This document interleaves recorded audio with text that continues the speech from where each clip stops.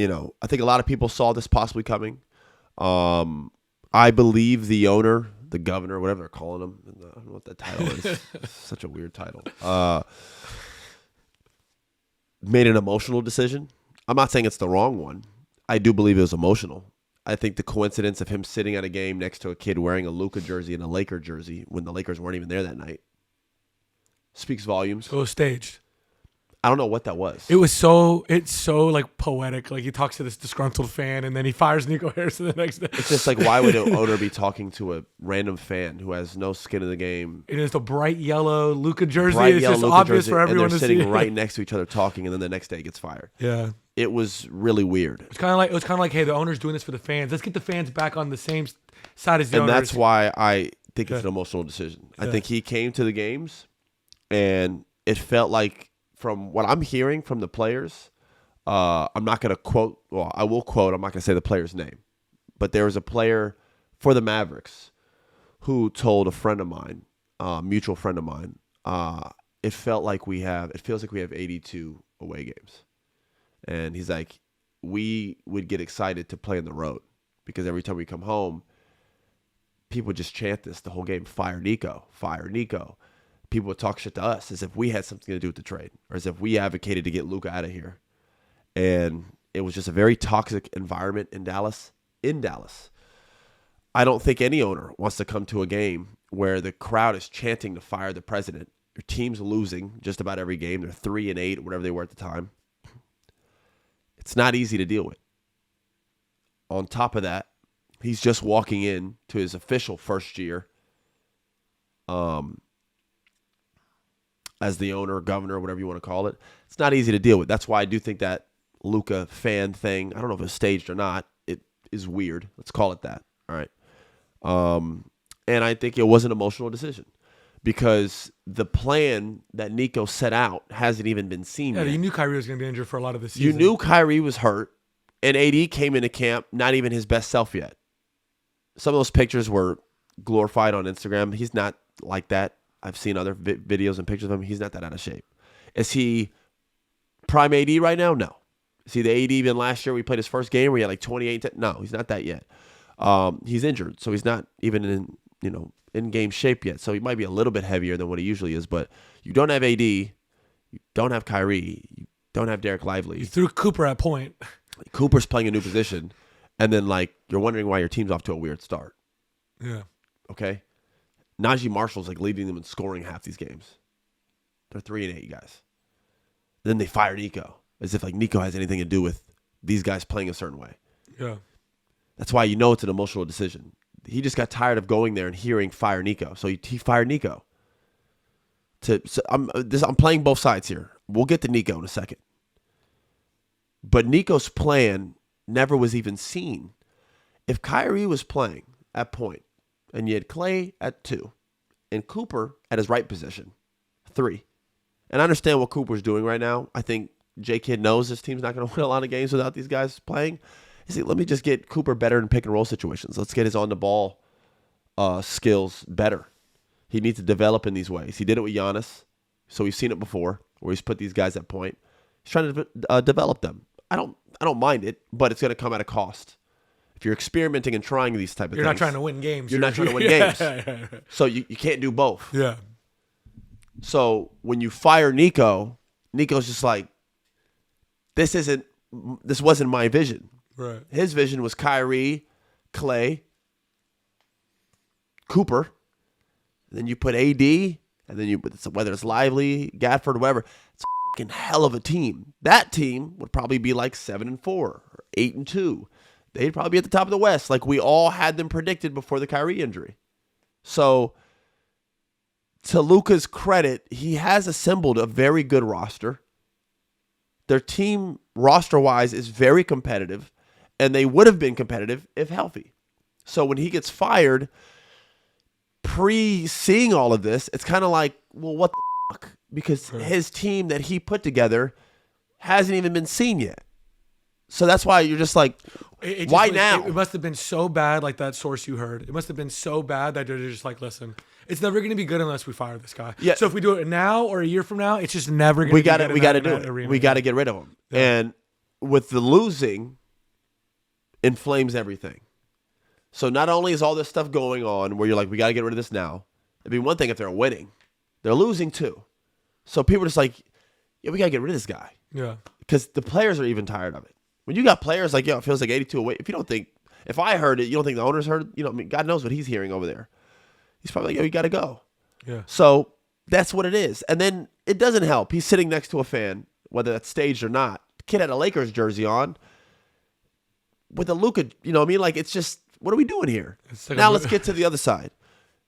The Luka trade is one of the worst trades. The worst. Let's just say it. It's got to be the worst. It's one of the worst trades, if not the worst trade. I'll go on the air and I'll say this right now. The Luka trade is probably the worst trade I've seen in NBA history. Okay? So it does warrant firing. I just don't understand why it happened now. If you were going to fire him, you should have fired him last year. You should have fired him when he suggested it.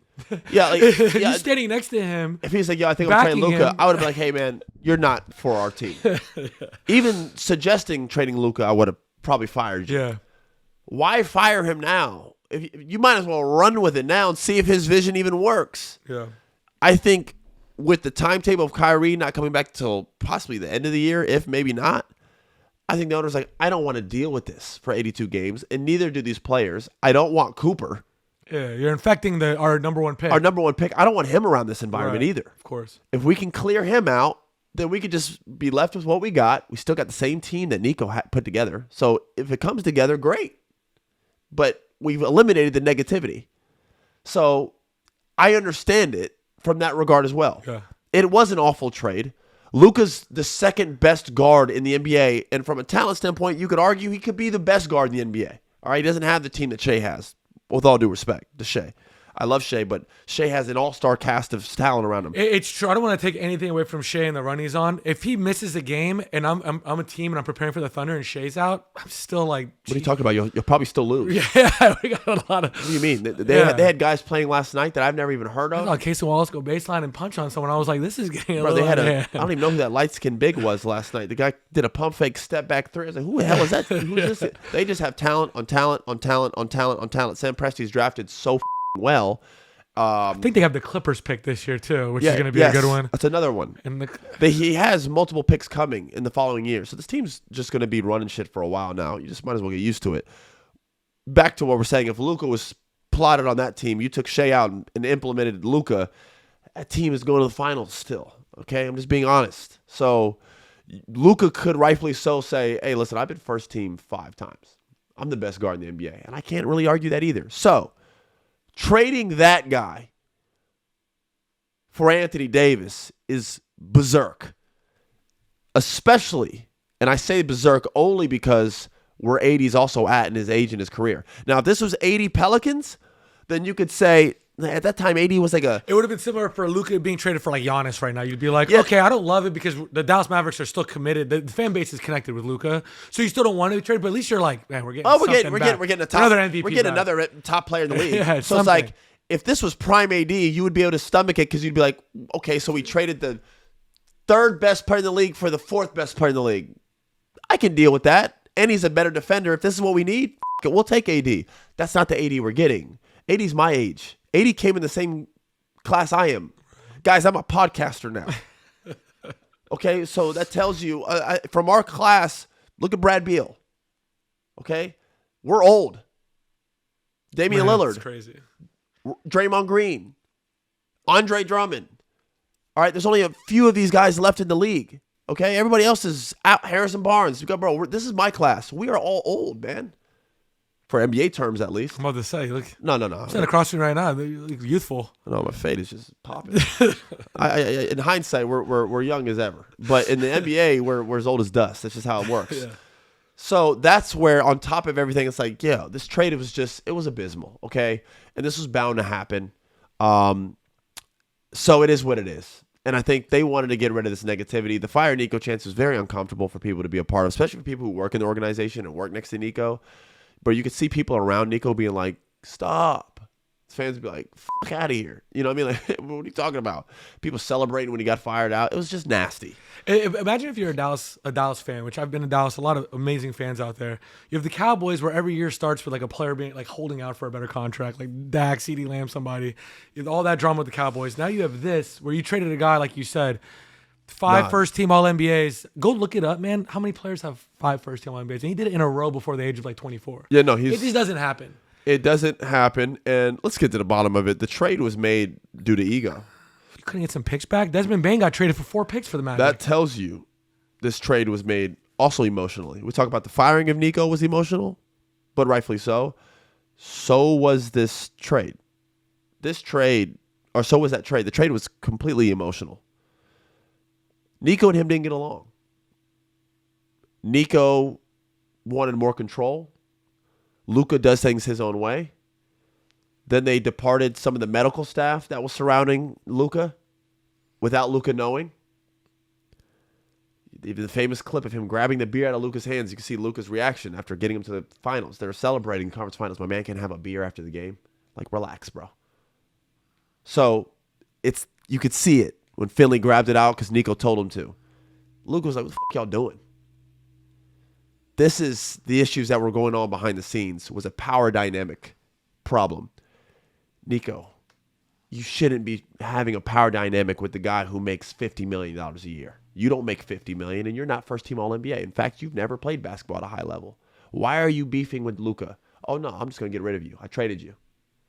Got you fired. So do I believe Nico should have been fired? Yes. Do I believe the trade he made was awful? The worst ever, perhaps. Do I think the timing of his departure was right? No. I think it should have happened this past summer, or you wait till the other summer. Doing it mid-season or early in the season, it's just weird. But to the owner and governor's defense, it was so toxic. I think they were like, yo, we got to get him out of here.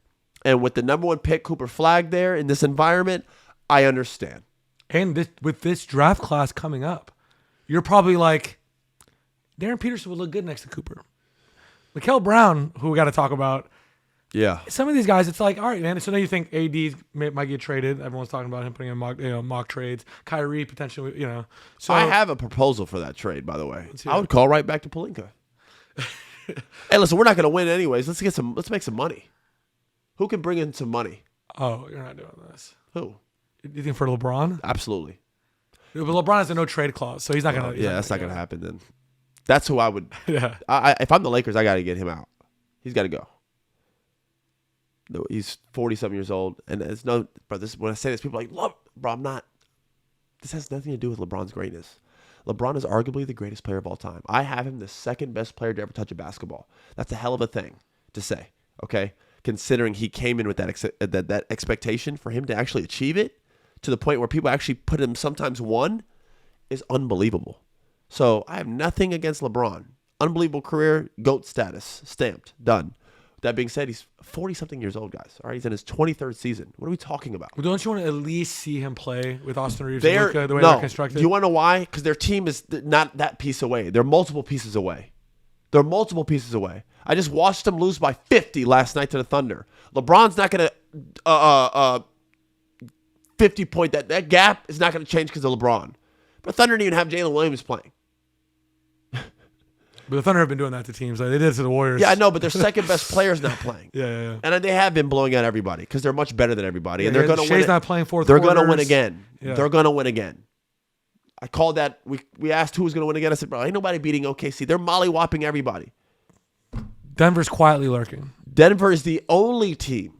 A producer actually sent in a stat. I don't know if it still holds up. I think Denver's the only team in top 5 offense and defense in the NBA. They're the only team capable of beating OKC. And that's because the best player on the planet plays on that team. Yeah. That's Nikola Jokic. He played like the best player last night. He's number 1 in the league, okay? Shea's very good. I could put him 2 or 3 with Luka. There's no you notice no one argues who's won. Everyone knows who the top 4 players are in the NBA. It's the same top 4 it's been for the past 4 or 5 years. It's Luka, Shea, not in any order. Well, we'll go in order. Fuck it.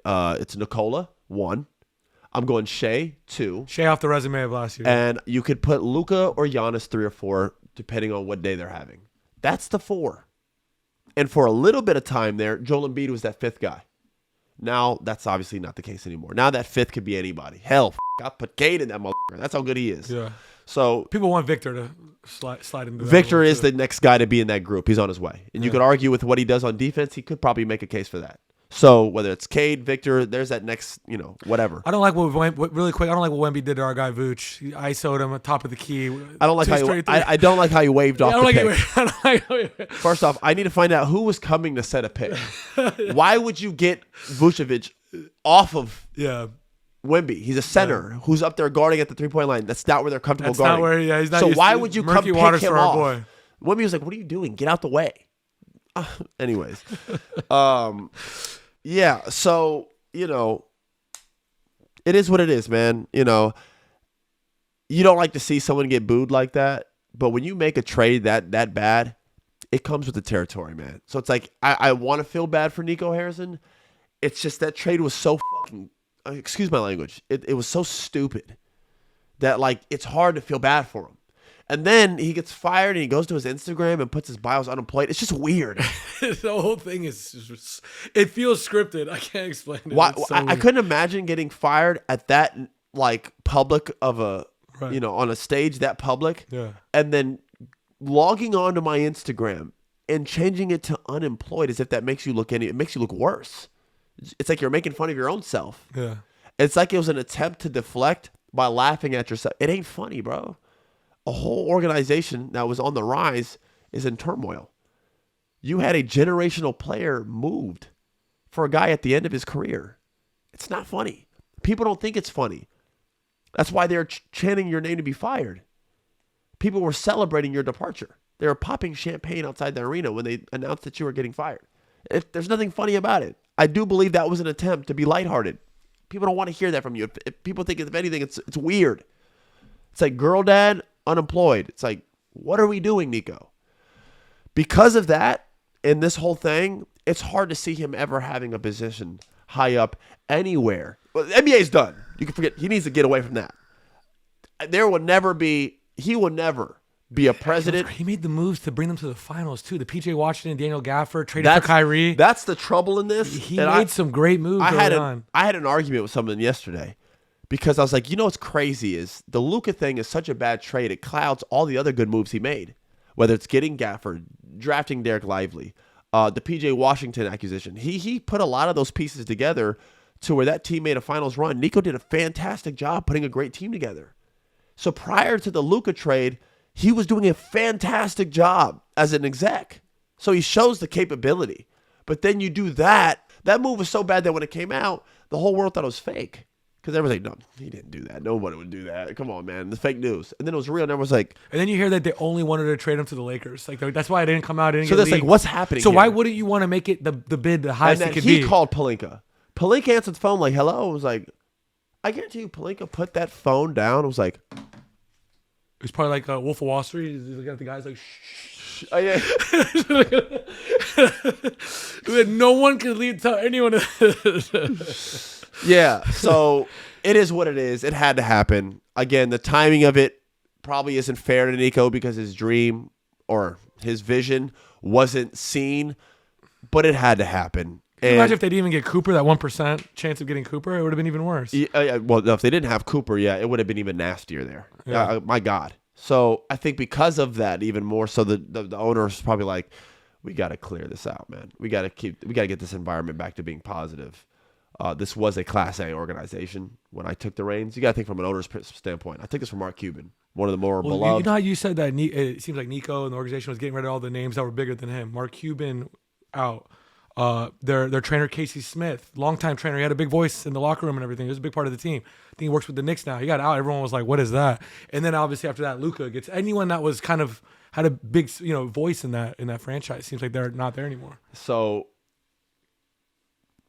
great point. Owner's probably like, we got to get we got to get the ship back steering straight. At least win the fans back. Yeah, we got to get something going here. So it is what it is. It had to happen, man. I have a question for you. If Luka didn't come out to such an amazing start this year, maybe he started the year injured and stuff, would they have been like, oh, Nico had it right. Maybe he knew what he was doing. I think Basically, did Luka's trainer getting him skinny this year lead to Nico getting fired? I think a lot of that happens. It's like when you break up with a girl and then she ends up on the cover of a magazine. You'll be like, where was this at? You know what I mean? So it's how it is. Like the Scorn X, like upgrading in her life. Without you, you're like. So I don't think that helps. I think anytime there's a big marquee trade like that, our producers are totally relatable. Our producer Gene's definitely seen an X on the cover of a magazine. He's like, anytime you see an X glow up, you're like, at least get with like a real rich guy after and they're doing close up. But then you got to win the long game. You might lose the first round. What you end up asking yourself as a human is, well, wait, was I holding you back? You know what I'm saying? So listen. Anytime there's a blockbuster trade, you watch both sides to see what both players are doing. And if one is excelling, it makes the other one look bad. It's how it works. That's what we always do. People look at the Shea PG trade, and everybody's like, holy shit. They gave away all that to the Thunder, which helped set this foundation of what they are now for Paul George. At the time, it felt like the Clippers were cheating. Paul George, Kawhi, da-da-da. Now, again, this is what you do. You look at the success, the championship the Thunder has, Shea's an MVP, all these different things. Now you look at it and you're like, that's the worst trade of all time, not the Luka one. That was an awful trade. So we have two this decade. Very bad trade. Now. Oh, that was in 2019. The difference is, and why it's not over Luka, is no one knew Shea was going to be that. So Luka was already first team All-NBA 5 times. Okay? So to Lawrence Frank's defense, Shea was good. Shea was just a young player. Yeah, your dad even said it. You have to make that trade. When he's like, what are you talking about? You have to get that trade. Kawhi said he wanted PG there. You got to make the trade. At that time, Kawhi was coming off of Toronto. He was the hottest player in the NBA. You do it. By the way, PG was just coming off an MVP run with the Thunder. So people could say whatever they want now. At the time, nobody would have not made that move. Absolutely. And nobody knew Shea was going to be what he was or what he is now. So that's the difference. This dude, Nico, traded the best guard in the 8 months after he was in the finals. The best guard in the NBA because they didn't get along. It's a very stupid decision, and it cost him his job, and it's going to cost him. I hate saying this because I don't like putting negativity in the air on someone. I'm not. I'm just predicting what I think will happen for that man. Is I don't see him getting a high position in any sports job ever after that. So it's a tough pill to swallow for sure. But it had to happen.